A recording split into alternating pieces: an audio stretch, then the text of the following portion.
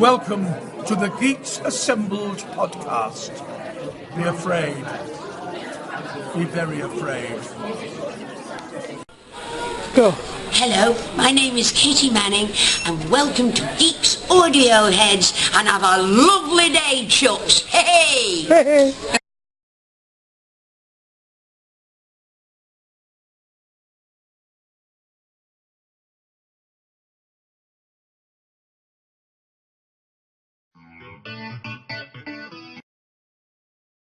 Go. Hello. This is Geeks Assembled Audio Heads. Yeah, again and again and again and again. And we're finishing up Baker's End. At least we're finishing what we have so far of Baker's End. And this has been a four-part series, a four-part trilogy, and starring Colin Baker and Katie Manning and Susan Jameson. Thank you, Beef Dad. Thank you very much. And so we are rocking and rolling through this, and we're to the part 4. We're the part with Colin Baker, and he's just, he's face to face with a bunch of critters. And so let's go to Beef Dad and talk about this whole thing. What did you think, Beef Dad? Brilliant. Absolutely brilliant. I loved the way they regenerated Tom Baker into Colin Baker. I just thought that was just so clever. Wrapped in his bandages in the hospital. And when they finally take them off, it's Colin Baker underneath. It's brilliant. Just absolutely brilliant. Katie Manning doing Susie Goshawk, as usual. She's just brilliant. The woman is absolutely genius. Susan Jameson playing Mrs. Frimbley again. The housekeeper. She's tidied up after the fire, dusted and cleaned, and rescued most of the library by the sounds of it, which is pretty cool of her, because that was why Tom Baker went rushing into the burning building in the first place, because of his library. But then, of course, we've got Sister Timperley, who actually you start out thinking, oh, she's a good, kind nurse, and then she gets more and more irritating, more and more Eastern European sounding as she's going along through it. And it turns out she's a vampire. Yeah, which is, of course, just exactly what she needed. That and an author called Derek Titts. And I could not believe that they gave him that name. And I was just creasing out. I mean, the whole village has got this sort of plague thing. And they're all dying.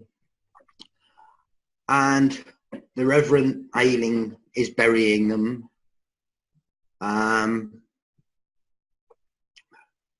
And then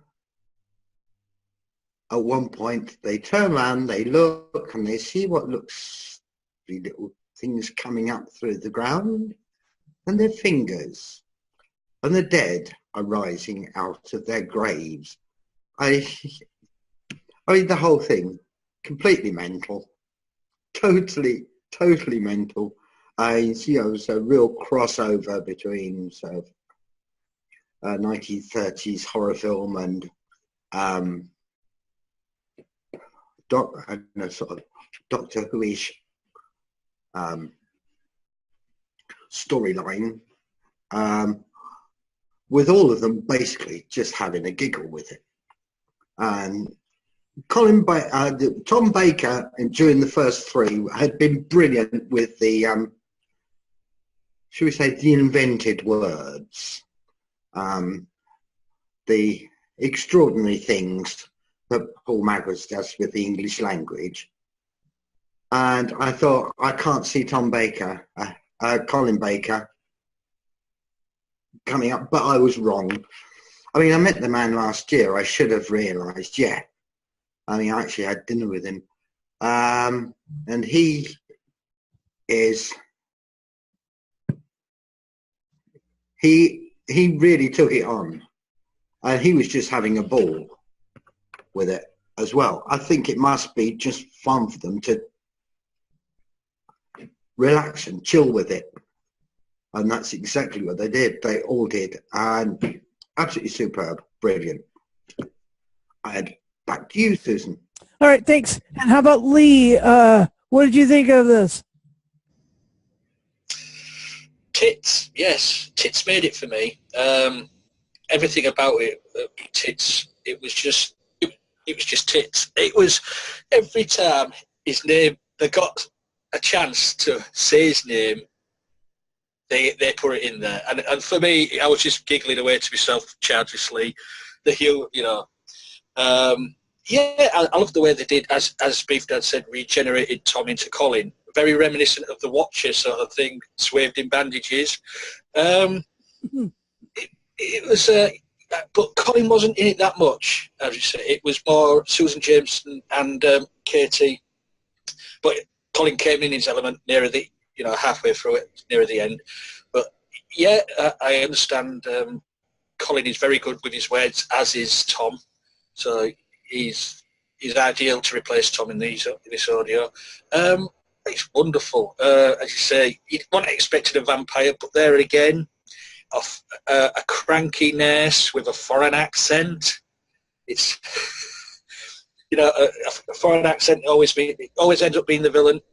But yeah, Paul Mars is just a wonderful writer, and he's putting these words into these actors' mouths. It's brilliant. I can't wait.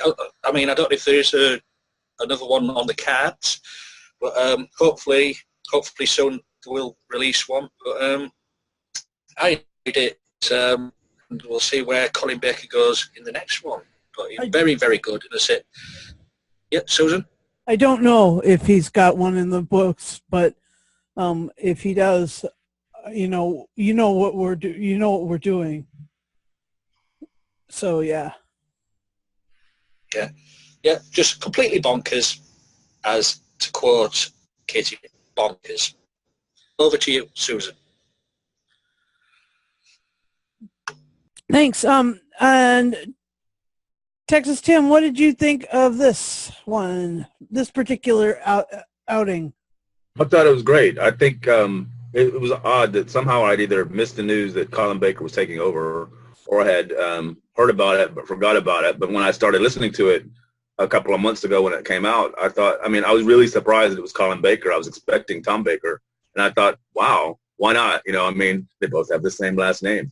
As your reference to The Watcher, they just completely bypassed Peter Davison, which probably made some people happy. I don't know. But I'm just kidding. I love the way that Mars plays with obviously he's dealing with Doctor Who, former cast. They all had their own bits and different things over the years, and he just mashes them all up together in something really new and innovative.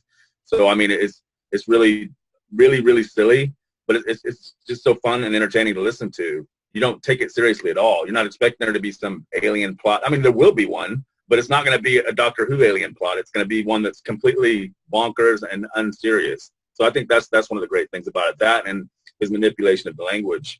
And I'm glad that you realize that, Beef Dad, because Colin Baker, I mean, has proven over the years to be very adept at wordy dialogue and playing with words himself to the same extent as Tom Baker. So I'm glad that you caught that, because he is just as good when it comes to these kind of things. Yeah, it's another great story. I mean, it's a lot of fun, and I hope they do a lot more. Yep, me too. I agree. I'll throw my 2 cents worth, or 2 pence worth, or 2 shillings worth in here. So yeah, it was just terrific. It was amazing. The vampires were hilarious and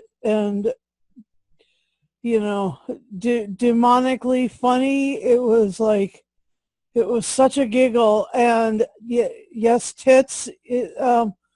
All the stories have had something that is like something that can be construed as, you know, one of the erogenous zones on a human body. It's just fun.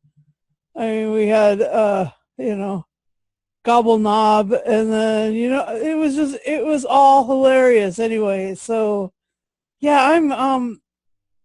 I really love Colin Baker and Katie Manning's interplay. I didn't know that they would be so good together, but they are so good together.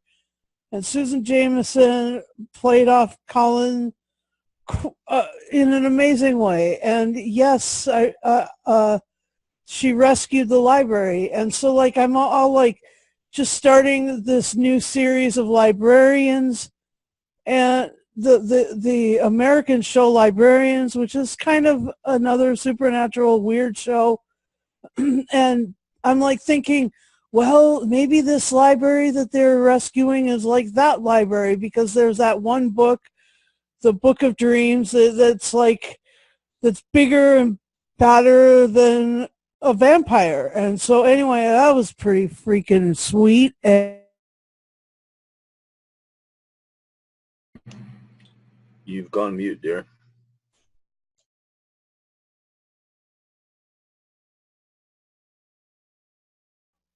how long was I muted? A minute and 30 seconds. Oh, okay. I'm so glad we've done them. I hope that we do more of them. Let's see. Did I mention the Librarians, the American show? Okay. And so this book was bad enough and big enough to take on a vampire, and that was awesome. That was like cool, and like the whole reality of the situation. It was super fun. Anyway, I'm really yeah. So let's talk about favorite moments. I just mentioned one of my favorite moments was the bit where the Book of Dreams takes on the vampire. What are yours? Let's start. Let's reverse order. Tim, please. What was some of your favorite moments? Well, I really love Susan Jameson's way over the top scream when they reveal Colin Baker's face. I mean, she like screams for like 10 seconds, like as if that's the worst thing she could ever have seen. That was hilarious. Also, the bit when is it the vicar or whatever? He's talking to the vampire, and she's like, "Yeah, say it." I'm like, what she is? And he's like, a pervert. I mean, that was hilarious. That, and you know, overall the whole thing, you know, Derek Titts throughout. I mean, he's like this big macho guy slinging guns around the whole time, and his name is Derek Titts. So it's just all that. It's just a bunch of nonsense. It's very funny. It's very well done nonsense. I mean, it's just a great listen. You don't get bored with this at all.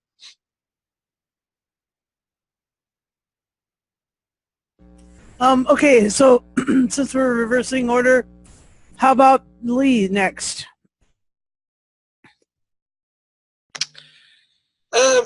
Well, I was going to say the scream went on forever. But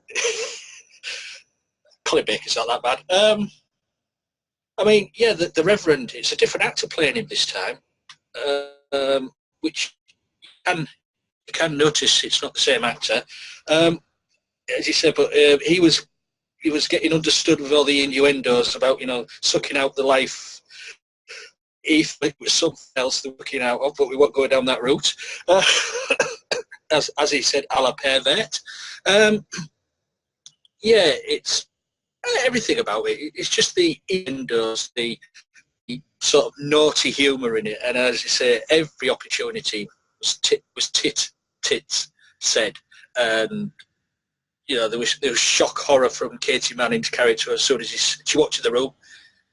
You know, he just said tits. She went, I beg your pardon, but you know, it's just it's just well written. I think it's one of the best comedic plays in the series. What I've listened to for quite a while. I loved it. Everything about it, it's just brilliant. You can't really pick little things out here from beginning to end. It was a joy to listen to. Over to you, Susan. All right, and Beef Dad, then how about you? If nobody has mentioned, really, the plague. And the plague is caused by giant rats. And it's when they start describing the giant rats, and the giant rats are trying to talk. Just lunacy, absolute lunacy. I just loved the description of the rats. Just how big they were, and Katie was just so funny with that bit. Yeah, I mean, I got to agree with everybody else. The screen that went on forever, the Book of Dreams that scares off the vampire. I mean, the thing is, Alistair Petrie not only played Derek Titts, but he played the Sexton as well, and he was just so good in both of them. He was just so good in both roles, and it was just so funny. Yeah, that's it for me. It's very difficult on something like this to pick moments because the whole thing is just so brilliant. I know. That's just the way we run these sort of casts. I'm sorry. I know it's deeply unfair to have to like, you know, choose your favorite bits. Or your favorite tits. Go, Lee, go. Yeah, I've just remembered something. As Beefdo was talking about the rats, the voices of the rats so similar to Gollum. As soon as Gollum came to mind, I just wanted to point that bit out there. Over to you, Susan. No, let's just you know, have an open forum now. If there's anything that you remember that you want to talk about, or if there's anything that you any, you know, press that you've done with that has been responded to greatly by one of the cast members,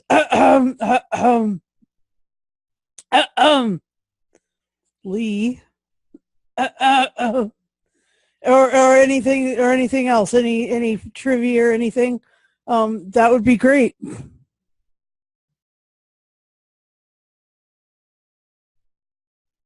Well, does anybody know why they wrote Tom Baker out, or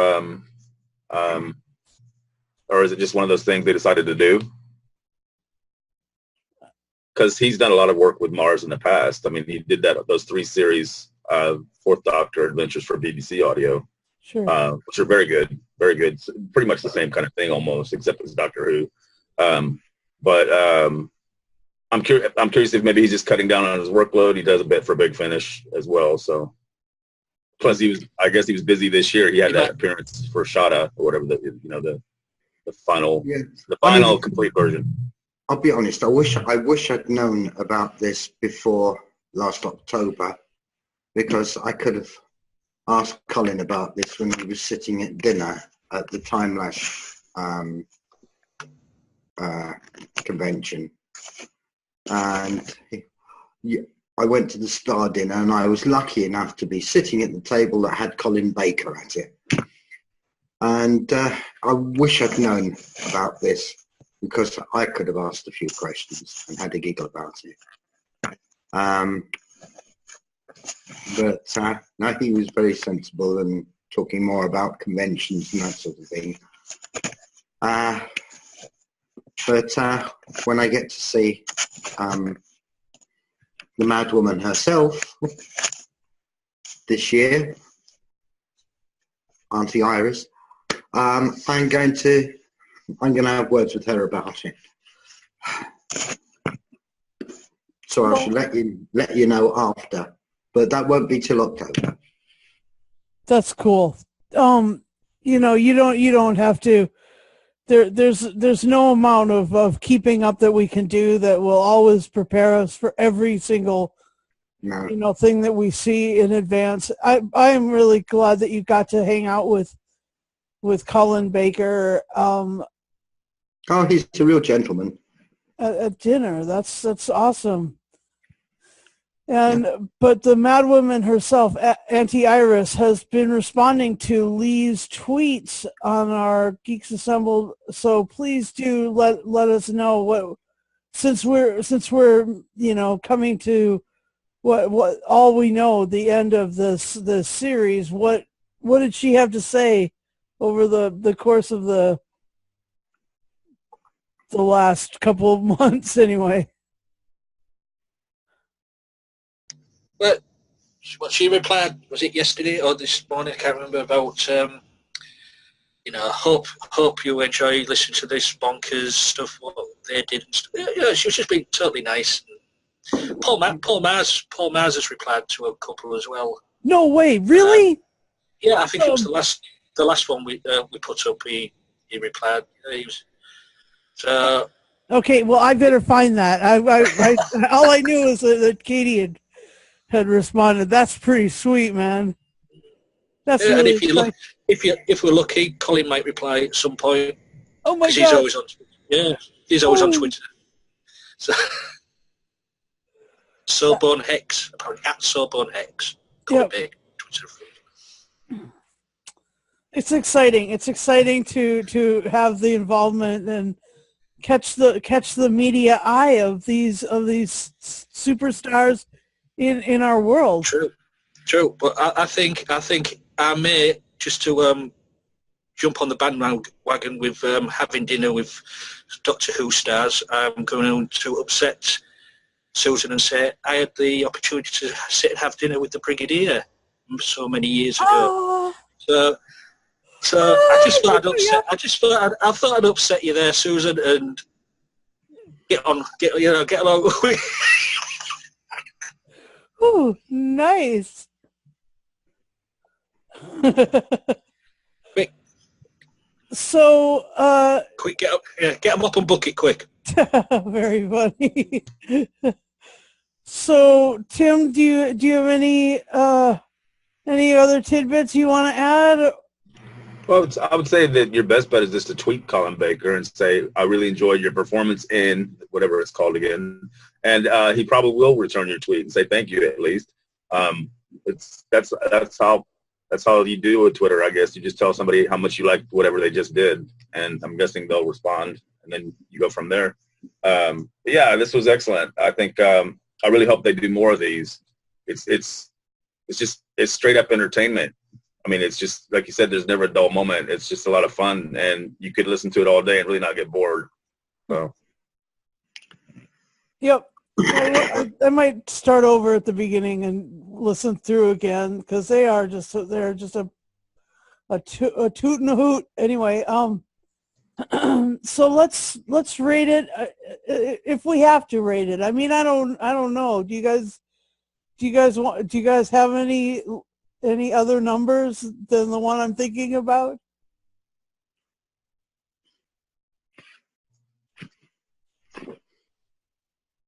Well, you could be contrary and give it a 9.75 or something, just to be, difficult. Is that what you're doing, Tim? No, I'm not a difficult person.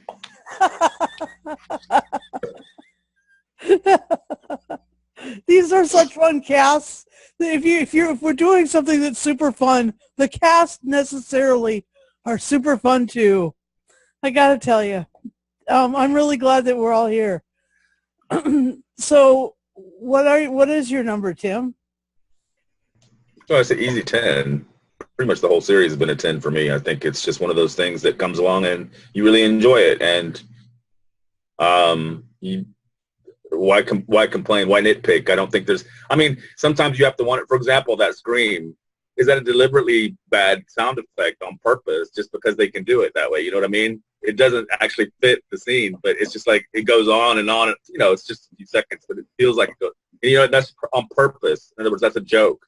So, I mean, it's that kind of thing. I mean, so that's not a nitpick. You can't really find anything to complain about in the whole thing. And it's a wonderful cast of actors having a great time with some really silly, funny dialogue. I mean, I think that's the main point of it. And they're all actors that we all know very well from Doctor Who. That's just a bonus. That's like the, you know, icing on the cake. So it's just a lot of fun. It's an easy 10. Sweet. How about you, Beef Dad? You're asking me Well, I just saw you flash. to score this. Of course it's 10. It's solid 10 out of 10. But the thing is, for the fact that they've been able to do it for the entire series of this, we've all voted every time 10 out of 10 for every single episode. And it is brilliant. It is absolutely brilliant. So, I mean, as a series, it gets 100. 600. All right. How about you, Lee? Well, now Brief Dad said that, I might vote an 8. But there again. Before I give my score, I just want to know, you never told me, Susan, it was a cosplay cast. Why have you come as Freddy Krueger?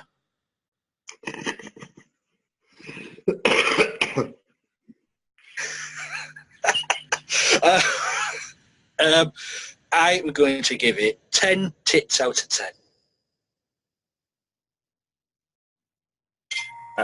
I guess you might need your cat to help you with that.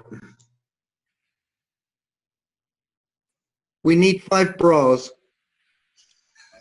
All right. Well, I'm going to give 10 out of 10, and I just think that the party's just starting, and I'm being reminded of my doctor's appointment. You know, I have a doctor's appointment, and it's the 6th Doctor. No, wait. He regenerated backwards into the 4th Doctor. No, wait. It's Dr. Joe Jones floating on the Amazon. Oh my gosh, it's Auntie Iris. It's everybody. It's all the same thing, and it's cats and vampires and all sorts of fun stuff. And I loved it. Thanks, guys, for being on the cast. Thanks for listening to these with me. And let's do the invasion of Earth. The next H.G. Wells one. You wanna? If we have it. Sure. Or do you want to do a first Doctor adventure? Because we did some. We went back to do the first Doctor, in the Twice Upon a Time. Or what do you want to do? Anyway, we'll figure that out and we'll get back to you. This has been Geeks Assembled, and I just have one thing to say: tits.